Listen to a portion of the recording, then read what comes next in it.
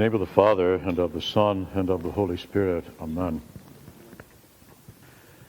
Christians should take it as axiomatic, my brothers and sisters, that they are entitled to see more meaning in the text of the Jewish scriptures than the Jews can see in those scriptures. They should take that as axiomatic. In fact, however, it seemed to me back when I was going to seminary, I hope it's changed since, but when I was going to seminary, my professors saw a great deal less in the Jewish scriptures than the rabbis saw. Not more, less. Indeed, this is a common thesis all through the New Testament, which speaks of the fulfillment of the Jewish scriptures in the person of the Jew, Jesus of Nazareth. Everything must be fulfilled that is written about me in the law of Moses and the prophets and the Psalms. Jesus instructed his church just before ascending into heaven. Then, said Luke, he opened their minds so that they could understand the scriptures. And thus the author of the Epistle to the Hebrews, when he came to the 14th chapter of Genesis, or the book of Psalms, and found the character of Melchizedek, he perceived in that ancient king and priest a great deal more than a non-Christian could possibly see in the story. And in today's epistle, which is from the 6th chapter of Hebrews, the closing verses of Hebrews 6, he mentions Melchizedek to his writers, to his readers, for the first time in this epistle. Speaking of the hope we have in Jesus, he says, this hope we have is an anchor of the soul, both sure and steadfast, and which entereth into that within the veil, whither the forerunner is for us entered, even Jesus, made an high priest according to the order of Melchizedek. This morning, I want to consider with you three things about Melchizedek. Just three. There's many other things we could say, but just three. First of all, Melchizedek is the first person in Holy Scripture to be called a priest, a Cohen. If you have Jewish friends where the last name was Cohen, you know they come from a priestly family. They're Levites. Cohen means priest. But Melchizedek was not an Israelite priest. Indeed, he wasn't an Israelite at all. He lived a long time before Israel was given a priesthood. No, the priesthood of Melchizedek was exercised at Jerusalem nearly 1,000 years before the sons of Aaron served in the temple of Solomon. Melchizedek was not a Jew. Melchizedek was one of us. He's a Gentile.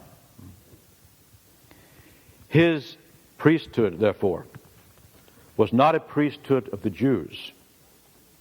It was rather a priesthood for all mankind, a universal priesthood for every human being whose shadow has been cast upon the earth. The author of Hebrews understands it, therefore, to be a prefiguration of the unchangeable priesthood of God's Son, to whom Melchizedek was made like. Consequently, it was to his own Son, made man, that God asserted in the Psalms, "Thou art a priest forever after the order of Melchizedek." In this sense, there is no other priest than Jesus. No priest but Jesus.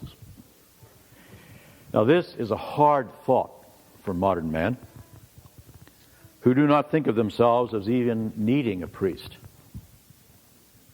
Why should they? They can go out in the woods and find God. They can go out on the beach and find God. They can go on the golf course and find God. They don't need a mediator. They have their own private access to God.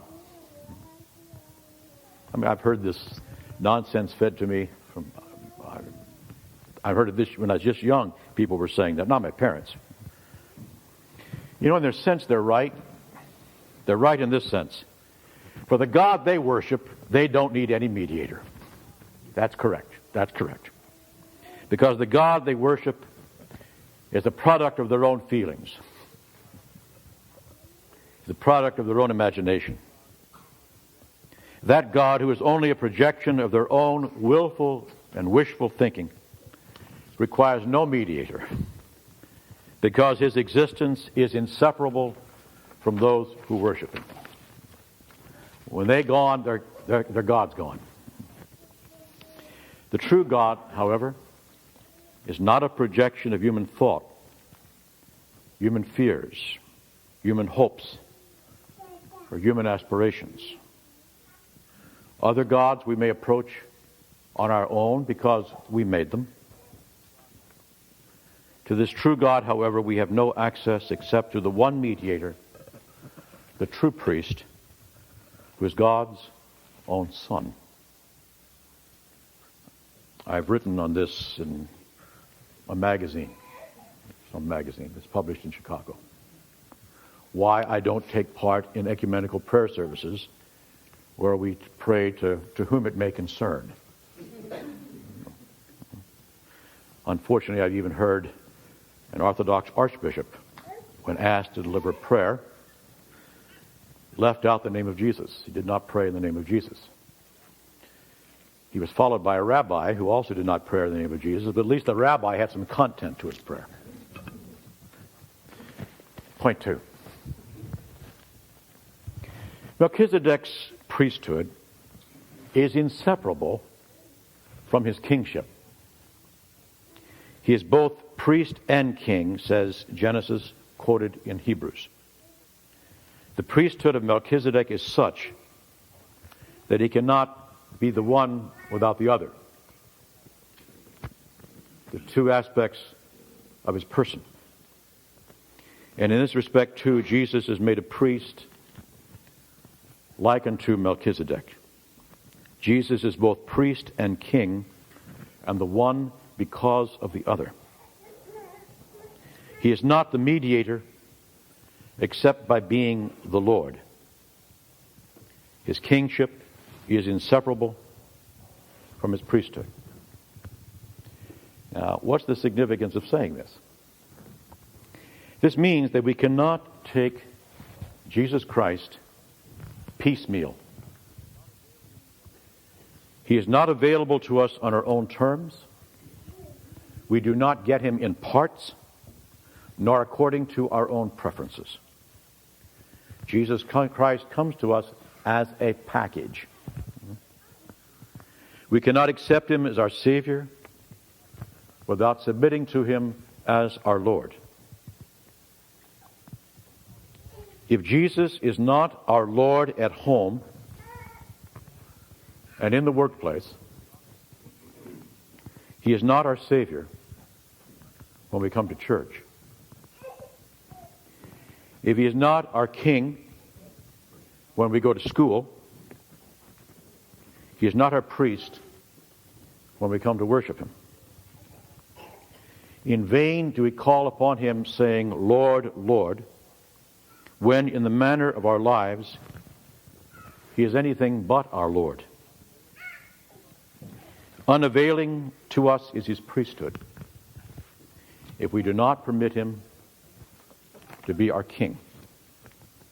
And kings have subjects, loyal subjects. And third, let's look more closely at the offering that Melchizedek makes when he meets Abraham. Now think about this. What does he offer when he meets Abraham? Surely what Melchizedek offered on the day he met Abraham, he was accustomed to offer all the time when he exercised his priesthood in ancient Jerusalem. And what did Melchizedek offer? Bread and wine, says Genesis 14. 1,000 years before bulls and goats were sacrificed in Solomon's temple, bread and wine were offered in that very location by holy Melchizedek, whose worship foreshadowed the things we ourselves do this day. We gather here to worship in our own humble temple.